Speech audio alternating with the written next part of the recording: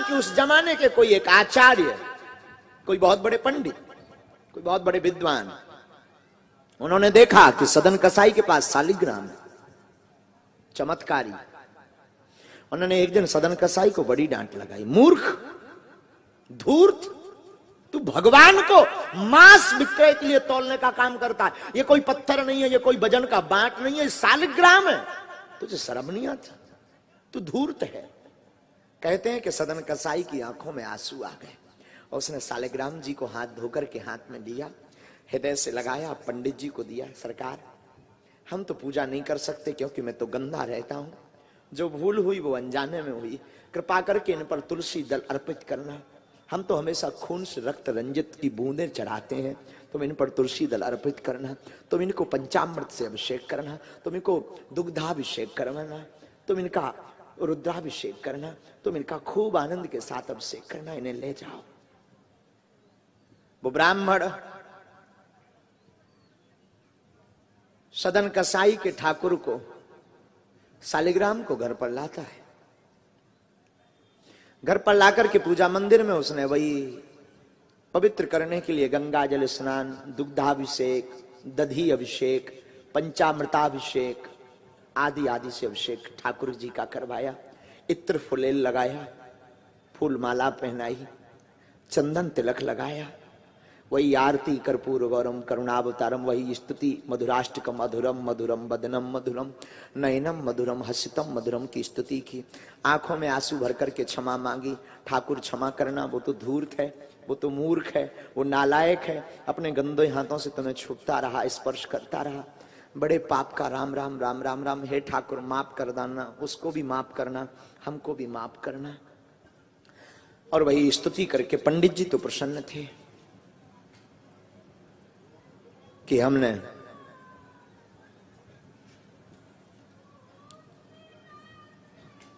एक ऐसे कसाई को पाप से बचा लिया जो पाप करके ठाकुर जी को, जो अपने गंदे हाथों से ठाकुर जी को अभिषेक करता, हमने बचा लिया। बड़ा प्रसन्न थे ब्राह्मण देवता, बड़े मंत्र मुग्ध थे ब्राह्मण देवता। हमने सुना कि रात भर तो वो इसी खुशी में रहे कि मैंने एक व्यक्ति को पाप से बचा लिया। सुबह हुई, सुबह के समय उनको नींद आई। ब्राह्मण को सुना है कि सपना आया, और सत्य घटना हम आपको कलयुग की बता रहे हैं। सपने में ठाकुर जी प्रकट भये ब्राह्मण देवता के,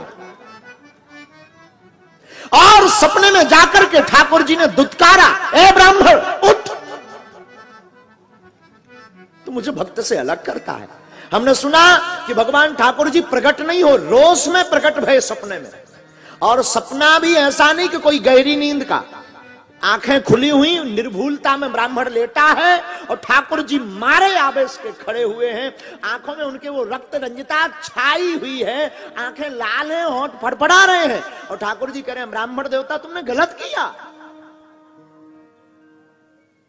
भगवान कहते हैं तुमने गलत किया। ब्राह्मण कहता हमने क्या गलत किया ठाकुर, आपको वहां गंदी जगह से लाकर के पवित्र जगह पर लाकर के रख दिया, इसमें हमने गलत क्या किया। ठाकुर कहते हैं भले ही वो गंदा है, वो मांस बेचता, रक्त से सना रहता, दुर्गंध आती, पर उसका हृदय जितना कोमल है ना, उसके हाथों को स्पर्श करके मेरी पूरी पूजा हो जाती है, मैं उसके लिए ललायत हूं, मुझे वो बहुत प्रिय है। तुम एक काम करो, सुबह होती मुझे भक्त के पास जाकर के रख देना, वरना मैं तुमसे रुष्ट हो जाऊंगा। ब्राह्मण की आंखों में आंसू आ गए। बड़े बड़े पंचाभिषेक, रुद्राभिषेक, बड़े बड़े दुग्धाभिषेक, बड़ा बड़ा गंगा जल का अभिषेक, यमुना जल का अभिषेक कराया, तुलसी दल रखा, इत्र फुलेल लगाया, आरती अगरबत्ती पूजा, मधुराष्टकम मधुरम मधुरम वदनम मधुरम नयनम मधुरम हसितम मधुरम गाया। तब प्रसन्न नहीं भय। धन्य है ठाकुर, धन्य है मधुसूदन, धन्य है गोविंद, धन्य है मुरारी, धन्य है चितचोर, धन्य है माखन चोर। उस भक्त की सहजता, सरलता, चाह को देख करके दुर्गंध में रहना उन्हें पसंद है, पर भक्त का स्पर्श चाहिए। ये चाह नहीं तो क्या है, ये चाह नहीं तो क्या है। और एक संत बहुत ऊंची बात बोलते थे, चाहे पैसों से आनों में आती रही, चाहे आनों से रुपया बनाती रही, चाहे रुपयों से नोट बुनाती रही, चाहे नोटों से कोठी चुनाती रही, चाहे कोठी में मोटर मंगाती रही, चाहे मोटर से होटल में जाती रही, चाहे होटल में बोतल खुलाती रही, चाहे क्या क्या ना करती कराती रही,